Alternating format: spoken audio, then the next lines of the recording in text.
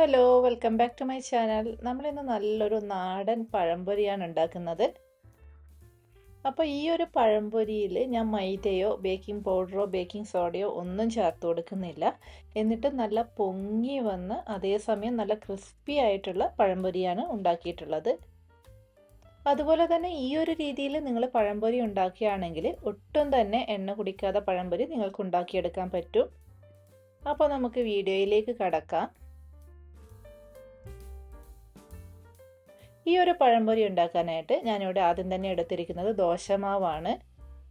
ഇത് ഉഴുന്നും അരിയും ചേർത്ത് അരച്ചെടുത്ത സാധാരണ ദോശമാവാണ്. ഇത് ഏകദേശം ഒരു 1/2 കപ്പ് എടുത്തിട്ടുണ്ട്.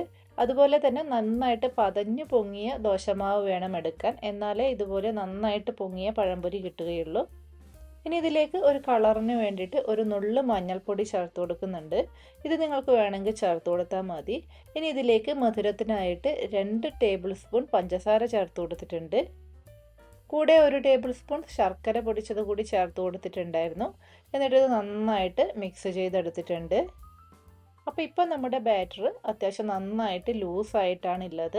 ഇനി ഇതിലേക്ക് ഒരു 1/4 കപ്പ് ഗോതമ്പ് പൊടി ചേർത്ത് കൊടുക്കുന്നുണ്ട്. ഇനി ഇത് നമുക്ക് ഒട്ടും തന്നെ കട്ടകളില്ലാത്ത രീതിയിൽ നന്നായിട്ടൊന്ന് മിക്സ് ചെയ്തെടുക്കാം. സാധാരണ ഞാൻ പഴംപൊരി ഉണ്ടാക്കുന്ന ബാറ്ററിലൊക്കെ കുറച്ച് ഉപ്പ് ചേർത്ത് കൊടുക്കാറുണ്ട്. ഇതിൽ ഞാൻ ഉപ്പ് ചേർത്ത് കൊടുക്കുന്നില്ല, കാരണം ആ ഒരു ദോശമാവിൽ ഓൾറെഡി ഉപ്പ് ചേർത്തിട്ടുണ്ടായിരുന്നു. അപ്പോൾ ഇതാ പഴംപൊരി ഉണ്ടാക്കാനുള്ള ബാറ്റർ ഇവിടെ റെഡി ആയിട്ടുണ്ട്. ഇനി പഴംപൊരി ഉണ്ടാക്കാനായിട്ട് നേന്ത്രപ്പഴം ഈ ഒരു സൈസിൽ കട്ട് ചെയ്തെടുത്തിട്ടുണ്ട്. ഇനി ഇത് ഈ ഒരു ബാറ്ററിൽ നമുക്ക് നന്നായിട്ടൊന്ന് മുക്കിയെടുക്കാം. നമ്മളിവിടെ ഒരു ഇരുമ്പിൻ്റെ ചീനച്ചട്ടിയിൽ എണ്ണ ചൂടാക്കാൻ വച്ചിട്ടുണ്ടായിരുന്നു. എണ്ണ നന്നായിട്ട് ചൂടായി കഴിയുമ്പോൾ ഇതിലേക്ക് ഇട്ട് കൊടുക്കാം. നമുക്കൊരു 2-3 എണ്ണമൊക്കെ ഇതുപോലെ ഒരുമിച്ചങ്ങ് ഇട്ട് കൊടുക്കാം. ഇനി ഇത് നമുക്ക് നന്നായിട്ടൊന്ന് ഫ്രൈ ചെയ്തെടുക്കാം. അപ്പോൾ ഒരു സൈഡ് നന്നായിട്ട് ഫ്രൈ ആയിട്ടുണ്ട്. ഇനി ഇത് നമുക്കിതുപോലെ തിരിച്ചിട്ട് കൊടുത്തും ഒന്ന് ഫ്രൈ ചെയ്തെടുക്കാം. ഇപ്പോൾ ഈ 2 പഴംപൊരിയും ചെറുതായിട്ട് ഒട്ടിപ്പിടിച്ചിട്ടുണ്ട്. പക്ഷെ കുഴപ്പമില്ല, നമ്മളിത് മുഴുവനായിട്ട് ഫ്രൈ ചെയ്തെടുത്ത് കഴിഞ്ഞാൽ നമുക്കിത് ഓരോന്നായിട്ട് വിട്ട് കിട്ടും.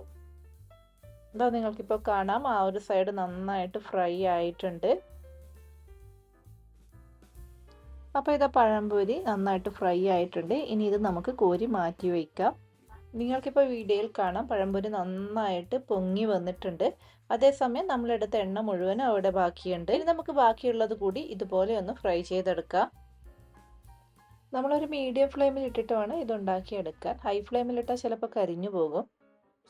അപ്പോൾ ഇത് പഴംപൊരി മുഴുവനായിട്ട് നമ്മൾ ഉണ്ടാക്കിയെടുത്തിട്ടുണ്ട്.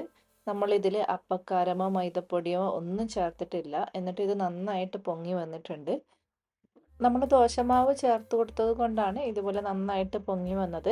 അതുപോലെ തന്നെ ദോശമാവ് ചേർത്ത് കൊടുത്തത് കൊണ്ട് അത്യാവശ്യം നല്ല ക്രിസ്പിയും ആയിരിക്കും. അപ്പോൾ ദോശമാവ് ബാക്കി വീട്ടിലുണ്ടെങ്കിൽ നിങ്ങൾ ഇതുപോലെ പഴംപൊരി ഉണ്ടാക്കി നോക്കണം. എന്നിട്ട് അഭിപ്രായങ്ങൾ കമൻറ്റ് ചെയ്ത് അറിയിക്കണം. വീണ്ടും പുതിയ റെസിപ്പിയുമായി അടുത്ത വീഡിയോയിൽ കാണാം. അതുവരേക്കും ബൈ ബൈ.